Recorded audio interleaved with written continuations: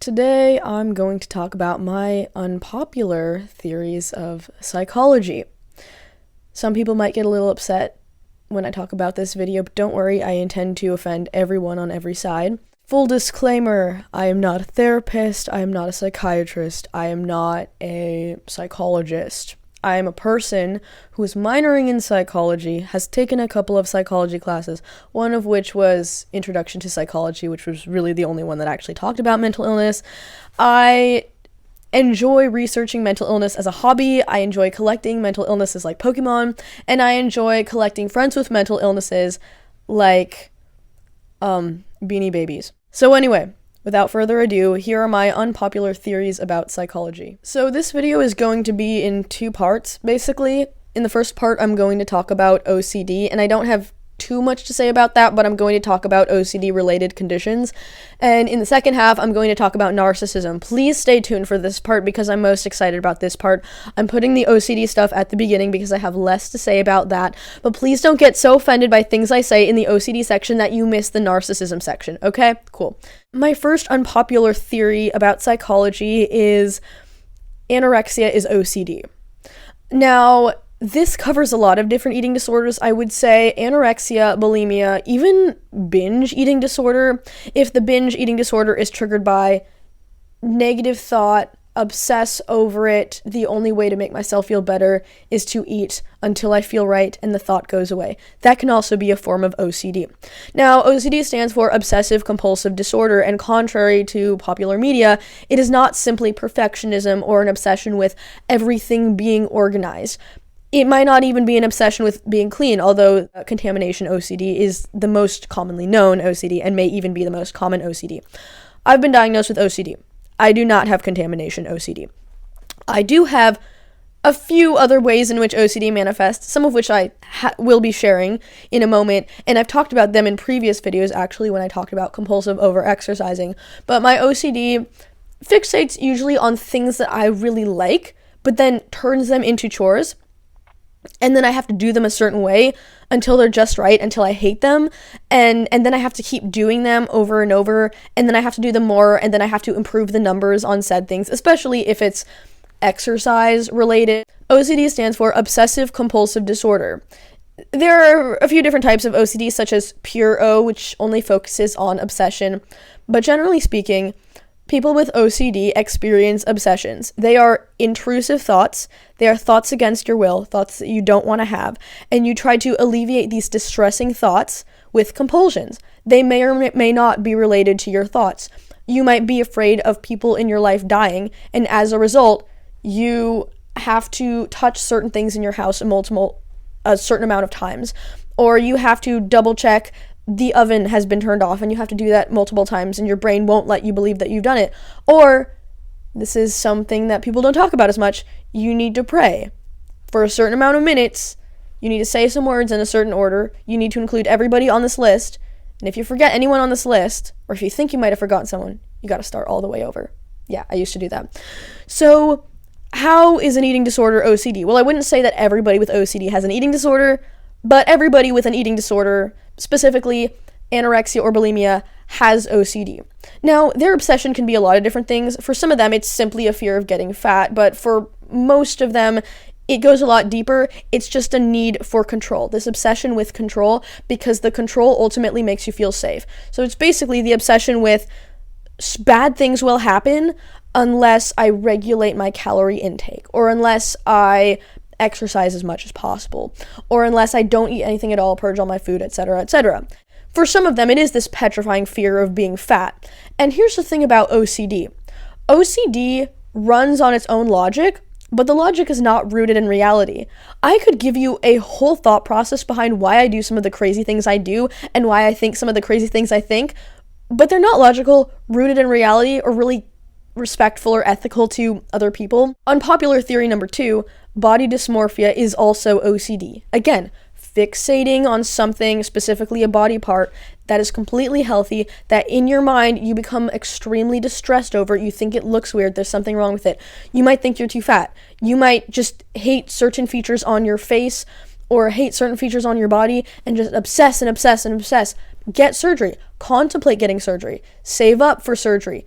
over-exercise, tan yourself over and over if you're very dysmorphic about having pale skin. And along with body dysmorphia, gender dysphoria is also OCD. Everybody who has legitimate gender dysphoria and distress over the sex that they are has OCD.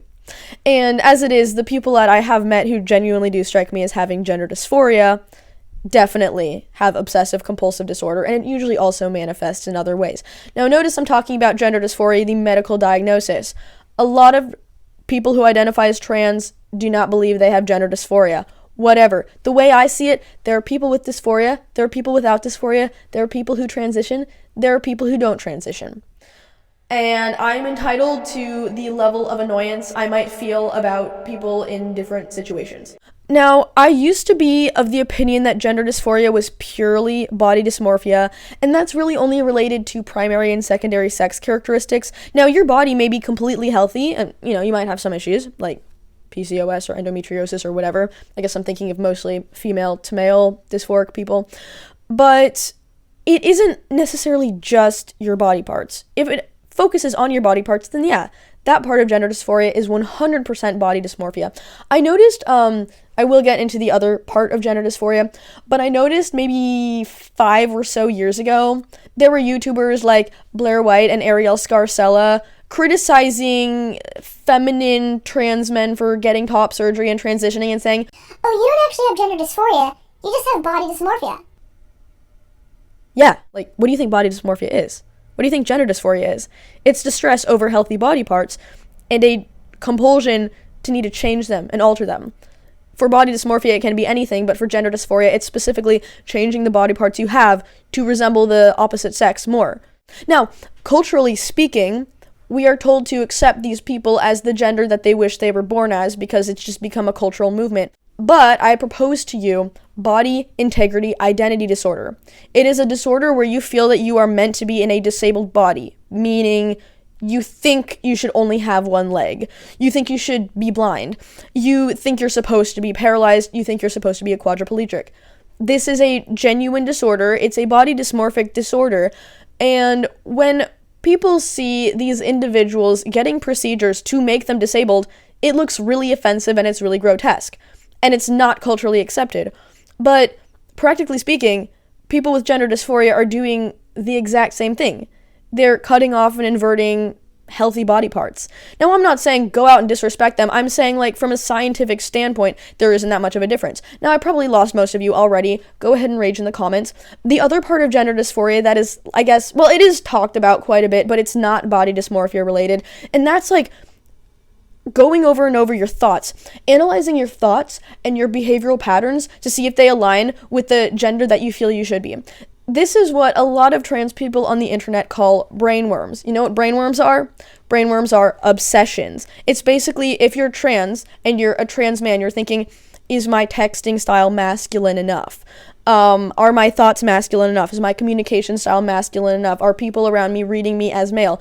That's not something that most men and women are thinking throughout the day. But if you have gender dysphoria, policing your own thoughts, so the obsession is, my thoughts are not masculine enough, my interests are not masculine enough, so you change your interests, you change your thought patterns. That's the compulsion, and the obsession is that you're not something enough.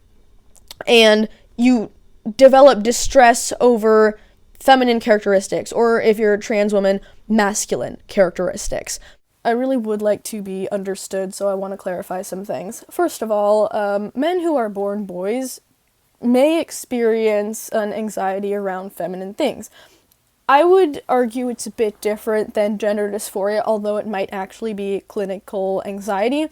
A lot of people will call that some kind of gender dysphoria or gender affirmation, but for cis people, it's really different because men are conditioned to reject femininity in order to be real men, and there is a constant castration anxiety or fear of your maleness being revoked.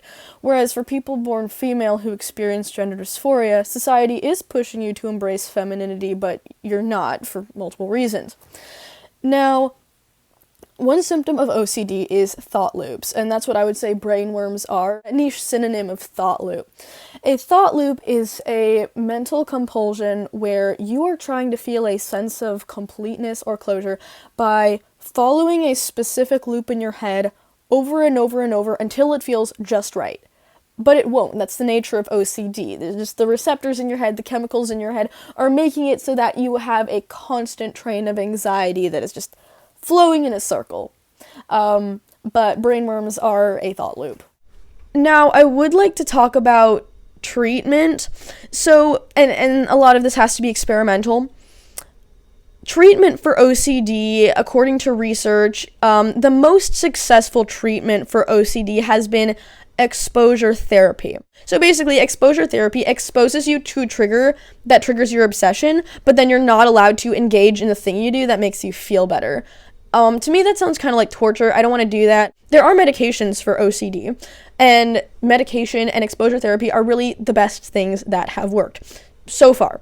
But I'm almost wondering if we should start perceiving things like eating disorders and gender dysphoria and body dysmorphia the same way. Now, for eating disorders, there is no cure. If somebody has become so emaciated that they need to go on life support or a feeding tube, they usually go inpatient. They usually sort of lose their autonomy and are forced by the hospital to reach a stable weight so that they aren't dying. Or they might go to residential treatment where their calorie intake is monitored and their bowel movements are monitored. That has seemed to put the behavior of eating a normal amount of food and actually usually eating more than a normal amount of food to force somebody to be within a healthy weight range. That can sometimes lead to behavioral shifts toward eating a healthy amount of food and being comfortable with a healthy weight range. Now that is scary for a lot of anorexics especially, because words like healthy or simply looking good can be triggers, and if they feel like, oh, you think I look healthy, you think I don't look skinny and emaciated, so you're saying I'm fat, that can be really scary, and it's really, really hard to shift a person like that, their mindset toward viewing healthy as a positive thing. And there are just so many cases of patients going to treatment, but then relapsing and then dying. Anorexia is the most, or I would say like eating disorders, anorexia, bulimia, are the most dangerous mental illnesses because they're eating disorders that basically say you're not allowed your basic human necessities, and it starves you ultimately until organ failure and you die. That's really scary. But there are no solutions to it because there's no way to really change a person's mind once that's just how their brain works. And I would say, I don't know about most, but definitely more than half of people with anorexia relapse. I think there needs to be something better. I have no solutions there. I don't know what to do about that situation. Now, for gender dysphoria, the most successful treatment option has been to just medically transition. And it is more culturally acceptable to do that for people with gender dysphoria because it is more culturally acceptable for people to change their sex than for people to have procedures to make themselves unhealthily thin or to remove body parts so that they can be disabled. Now, I love that people who are suffering can have relief from their suffering, and it seems at the moment that medically transitioning has made a lot of people the happiest. And for pretty much all of them, or at least most of them, their dysphoria does not completely go away, but it reduces to a more manageable degree. The problem with OCD is that it often shifts to new things once you have taken care of one compulsion. One compulsion being, I'm uncomfortable with my chest, I need to cut it off, and then you feel good, you feel relief, but then you start hyperfixating on your stomach or your genitalia. This is not for every trans or dysphoric person, but it can happen and it happens frequently.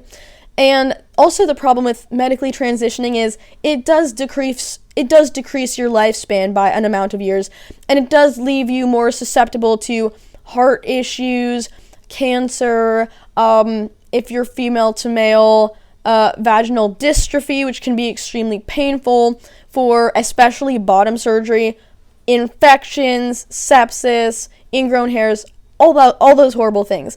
It would be so much better if dysphoric people could be cured and not be dysphoric, and then they wouldn't have to undergo any medical procedures and spend hundreds of thousands of dollars. But that would be culturally unacceptable because then we'd be erasing trans people. But at the end of the day, I think people who are suffering should stop suffering. And at the moment, the best thing for them to do is medically transition. So now for part 2, I'm pretty excited to talk about narcissistic personality disorder, or narcissism. And it's a pretty common buzzword that we've seen thrown around the internet, often used for people who are simply just entitled or self-absorbed, but do not actually exhibit the symptoms of a narcissist. So my, fourth unpopular theory is that narcissism exists in the sphere of borderline personality disorder.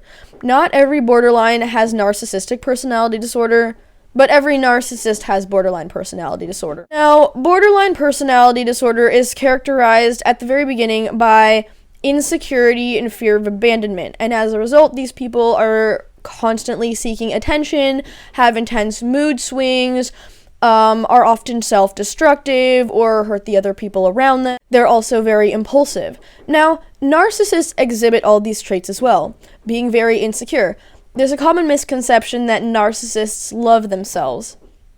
That's not the case. Narcissists are so driven by their insecurity and even potentially self-loathing that they need constant reassurance from other people that they are special, that they are better than everybody else, and they also feel the need to lie about their life and their achievements in order to prove to other people that they are way more successful than them.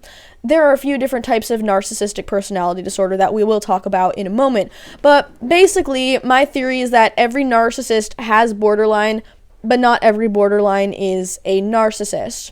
Narcissists are the ones who need to live in a world that constantly revolves around them, whereas borderlines do not experience the same level of entitlement and envy and self-absorption that narcissists do. Now, there are a few different types of narcissistic personality disorders. There are two main types: overt and covert, also known as grandiose narcissism versus vulnerable narcissism. And there's also something known as malignant narcissism that isn't really an official diagnosis, but there's a little bit more research going into it. So narcissistic personality disorder, and basically every sort of personality disorder, is a maladaptive coping mechanism. There are many ways to create a narcissist. Some narcissists were born that way. Some were incredibly spoiled by the adults in their life. But more frequently, they were traumatized by events or by somebody in their life. And as a result, their brain developed this narcissistic structure to make this person feel safe. Now, this is not good because this ultimately makes the person miserable and never have a good sense of self-worth. And it also makes the people around them miserable. So, grandiose narcissism is what people normally think of when they think of narcissism. It is thinking that you are better than everybody else, higher, richer, more famous, more successful, better looking than everybody else around you. And ultimately, these narcissists want everybody to look at them as the best thing, the most popular thing, the most famous thing.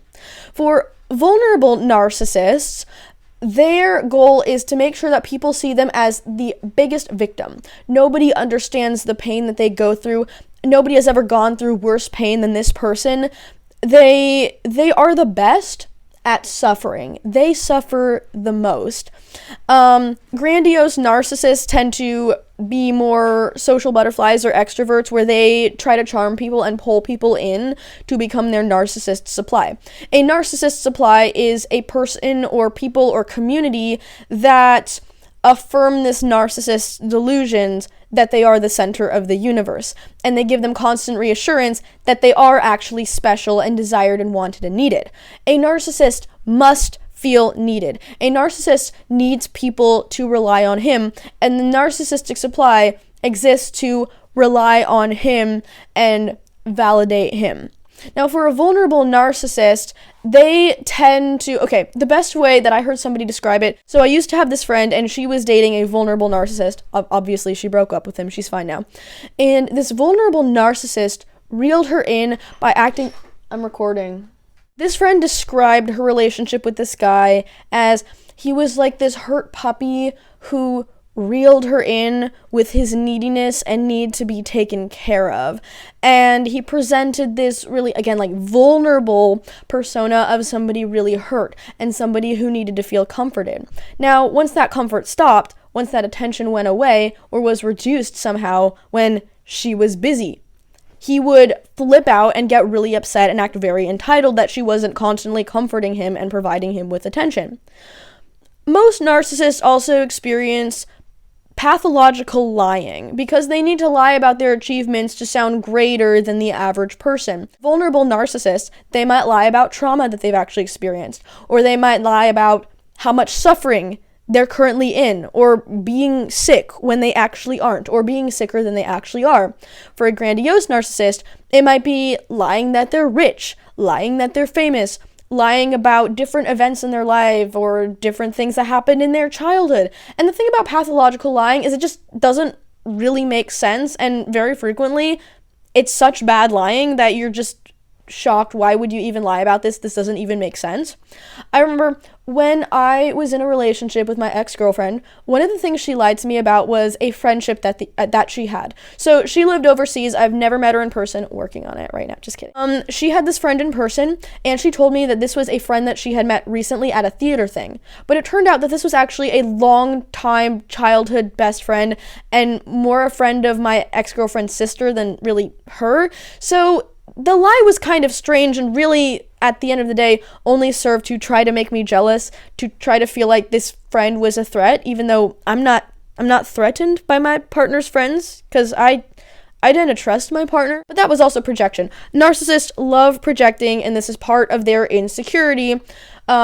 Instead of coping with their own insecurity and their own jealousy, they have to project their negative traits onto other people, and they start accusing the people that they're in relationships with, be it friendships, family, romantic relationships. They start projecting their negative attributes onto that person. A lot of times narcissists will call you the narcissist. Actually, you're the narcissist. You're the one gaslighting. You're cheating on me. You're doing this. You're doing that. The gaslighting. Narcissists love gaslighting. They like making you feel like you're the crazy one when narcissists just do not behave on a rational wavelength that corresponds with reality. The last type of narcissism that I don't have too much to say about is malignant narcissism. So the difference between malignant narcissism and the two main types of narcissism is inflicting pain and the intent behind it. Malignant narcissists are sadistic and enjoy inflicting pain upon other people. On the other hand, vulnerable narcissists and grandiose narcissists are kind of unaware they're inflicting pain on other people to some extent. Obviously, an adult hurting another adult, no matter what personality disorder you have, should be held accountable and should, get their head out of their own butt enough to see, oh, you made this person cry, that's not a good thing. But the problem with narcissists is that they live so deep inside their own head, analyzing every single situation and trying to figure out how to make it all about them and put them at the center of it. They're so inside their own head, dealing with their own insecurities. And for a narcissist, in order to win and feel special, people around them have to be put down. It's like this automatic thing that comes to their head. They have to put other people down. They're not even thinking about it. It's just ingrained in them. They just have to do it. And like I said, it's a maladaptive coping mechanism. They've learned that they feel safest when they are putting other people down because that means they are above them. So when they're inflicting pain on other people, the pain is more secondary and the ultimate goal is to uplift themselves. Now, for malignant narcissists, they enjoy inflicting pain on other people for literally no reason whatsoever. Malignant narcissism is pretty rare, but if you want to look for malignant narcissists, look no further than evangelical pastors. Sorry, I knew I'd piss you guys off. First I pissed you guys off with the transphobia, and now I'm pissing you guys off with the Christianophobia.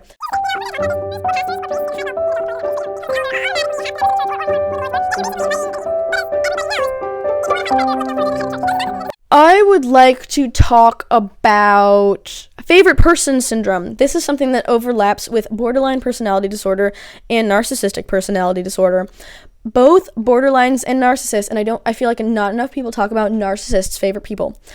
Both borderlines and narcissists have a favorite person. The one person they default always go back to for emotional reassurance. It's that one person, that favorite person, that person who understands them and can stand them better than anybody else. They develop really toxic, needy relationship with that person. That person becomes responsible for their emotions. And it's a really twisted situation, especially with narcissists, because Borderlines are usually not the same. They usually pick their favorite person and then they keep that favorite person either until they get tired of that person or until that person freaks out and runs away. Now, for narcissists, they have their favorite person, but they need more people in their narcissistic supply because they are so afraid of people abandoning them that they know they can't totally rely on that one person they chose to be their favorite person. So it's a very twisted situation where you are a narcissist's favorite person because people who have experienced narcissistic abuse know what it's like to be addicted to their narcissist because this is somebody you fell in love with. There's a chronic cheater, but they'll always come back to you. They'll never leave you. There's almost, like, especially when I have my own fear of abandonment, like that's a huge thing for me. So I completely understand narcissists' fear of abandonment, especially the narcissist in my life who has a very intense fear of abandonment. More on that in a moment. If you are in an abusive relationship with a narcissist and you also have a fear of abandonment, it's very reassuring that the narcissist will always come back to you because you're the favorite and they so far haven't found anyone to replace you. Now, when you inevitably grow a spine and leave for your own safety, they will have to replace you because they need to have a favorite person, because without a favorite person or a narcissistic supply, their ego slowly starves and they start wallowing in deeper depression. Because again, narcissism is a maladaptive coping mechanism, and if that narcissism is not being fueled, this person who has no better coping mechanisms just sinks into depression and anxiety. Let's, at this point, branch over into treatment for a narcissist. This is a very difficult thing. The short answer is there is no cure for narcissism. There is no medication. There is no therapy plan. Now, there is a therapy plan for borderline personality disorder, and it can potentially, and I'm saying this not from any personal experience or well-researched opinion, but I imagine that dialectical behavioral therapy, which is used for borderlines, can be beneficial for some symptoms of narcissistic personality disorder. The problem, though, is that even if the narcissist wants to be the biggest victim, or even if the narcissist wants to be the most successful person or the best person in the world, they don't see anything wrong with themselves. They can't, because that would wound their ego. That would make them imperfect in some way. So narcissists do not go to therapy, and a narcissist will not heal unless they themselves choose to go to therapy. Now, I was watching a really interesting YouTube video the other day. I will link it below. I do not remember the gentleman's name, but he talked about his experience being a psychotherapist for individuals with narcissistic personality disorder. He said the only reason they will choose to go to therapy is if they've experienced a narcissistic wound. That is when their ego has been damaged some way by some event in their life or by, potentially a breakup. This is where my ex could have gone to therapy and addressed a bunch of other things besides anxiety and depression and suicidality after the breakup. But, I went to therapy, my ex did not. Now, the problem when narcissists go to therapy to address their narcissistic wound is they will not bring up their narcissistic personality disorder to the therapist, because then the therapist would try to fix that. And the last thing a narcissist wants is to be fixed. I'm telling you, if a narcissist sense that you're trying to psychoanalyze them and trying to make them feel like trying to fix them, they will resent you because it means, from their perspective, it means that you think you're above them because you think there's something wrong with them. Once a narcissist's ego is healed, he will leave therapy. But this therapist in this YouTube video was talking about ways he wanted to keep narcissists in therapy. And the way to do that is to learn how to speak narcissist, which is something I'm doing now with the person I'm talking to again. It's a very specific language that you use that is honest and direct. At least I think so. I don't know what he's doing. That I'm being honest and direct. But you're saying it in a way where the narcissist actually listens to you and you build a level of trust with them. Now, if my ex happens to find this video, which I'm hoping that you won't, please don't. It'll just make you mad, and I'm not even saying anything mean.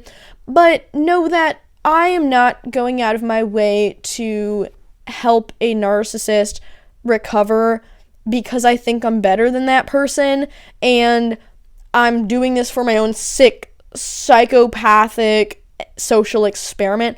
No, I'm doing this because I care very deeply about this person, and their narcissism is making them miserable, and I don't like them seeing miserable, and I think they would be much happier if they were not miserable, and did not feel the need to compete with everybody, and did not feel envious over every tiny little thing. What I have found to be very interesting that the therapist did not talk about is pointing to maybe the root of the narcissism. I think once we figure out what the root of somebody's narcissism stems from, we can maybe tackle the weed of narcissism itself. My theory is that narcissistic personality disorder is a weed that has grown inside somebody's mind, but it has overtaken every aspect of their personality. But at the root of it is something very vulnerable and serious. And in the case of my ex, it's fear of abandonment and desire to be wanted. And I have noticed that in returning to communication with this person, as I am specifically chipping away at this fear of abandonment, reminding them that I have no intention to leave them. By the way, do not do what I'm doing. Don't do what I'm doing. I'm not a therapist. If you're not a therapist, don't do this. I'm not a therapist. I'm not making good decisions. Don't do what I'm doing. You cannot fix a narcissist. Stay away from narcissists. If a narcissist approaches you, the only reason they're approaching you is to recruit you into their narcissist supply. That means that your only use to them is to validate, affirm, and reassure them, and if you do not do that, then you are useless to them and they will despise you. Hi. So, it's been a while since I recorded that video, and it was pretty obvious, but at the time of recording that video, I was actively communicating with an ex that I hadn't spoken to in over 4 years, and I made this video thinking that I was finally making a breakthrough, that I was finally, in a way, figuring out what I didn't know when I was 17, which was how to help my ex. And shortly after I made this video, she ended up not talking to me for several months because we were talking and I mentioned I was going to hang out with a friend, and she got so upset that she ghosted me for like 3 months. She just finally replied to me after like 3 months. In 2025, I began having a lot of OCD related urges about contacting her again. I kind of wanted to work through our abandonment issues together because I had a relationship at the time that was sort of tanking, and I think this was my way of sort of saving myself. And at the same time, I also wanted to meet her in person to fulfill something that my OCD brain had decided was significant. I would not say that I even got close to making a breakthrough, considering it didn't work, and she got bored with me and found something else to do and other people to talk to. I am amused by the naivety of myself at the time, thinking that I was even close to progress. I was inspired to make this video right now because I had a very interesting conversation with my ex today, and I won't get into the nature of it because it was mostly unpleasant, but it was somewhat nice toward the end. 4 years ago, before we broke up, when she would start fights, I would try to reassure her, make her feel better, and she would attack me, and then I would defend myself. Now, again, I want to say, don't do what I'm doing, because this is not good for anybody. I feel pretty confident within myself and I actually care about myself, because when you're with a narcissist, narcissists don't like themselves. So they're going to try to make you not like yourself. You got to be very strong. And that does not make me special or anything, but I've had experience with a narcissist, and this is somebody I deeply care about and I would like to be a part of her life, because I think her life would be better if I was in it than if I was not. That is also not a good reason to do anything, but it is why I have done what I have done. And I noticed that when she was blowing up at me today, and I didn't focus so much on addressing everything she said or defending myself. I did defend myself a little bit. But when I focused on what was clearly the problem, her being afraid that I was going to leave her, by reassuring her, I'm not going anywhere. You were able to push me away when I was 17, but you can't push me away now. And just kind of staying firm on that message over and over, I watched her shift her tone and then apologize and then start using her words. Okay, I don't actually think that was what was happening. I actually think she liked the idea of me chasing her, me feeling like I had made a mistake leaving her because she had basically pushed me away in the past. So she wanted to push me away again and again, but also wanted me to fight to keep in contact with her, but also she wanted to keep pushing me away because it made her feel better than me that she didn't need me anymore. I don't think she actually wanted to talk to me.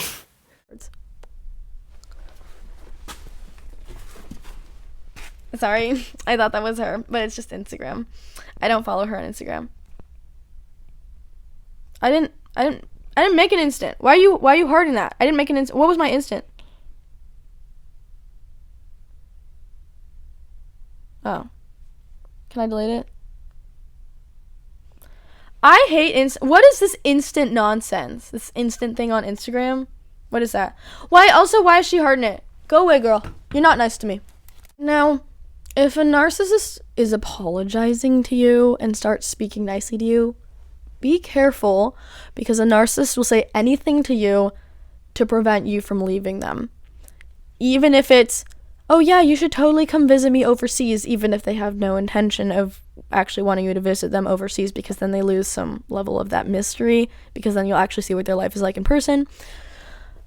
But what I think professionals can do is, if they are brave enough, because a lot of professionals don't want to deal with narcissists or borderlines, but if a professional is bold enough to deal with a narcissist, and a narcissist has the gumption to actually go to therapy, I think the most successful way to treat that person is to figure out why they became a narcissist in the first place. Tackle that root, that insecurity, that fear of abandonment, that desire to be loved, and start chipping away at that. Chip away at that root, and then yank it out, and then everything else will collapse, is my theory.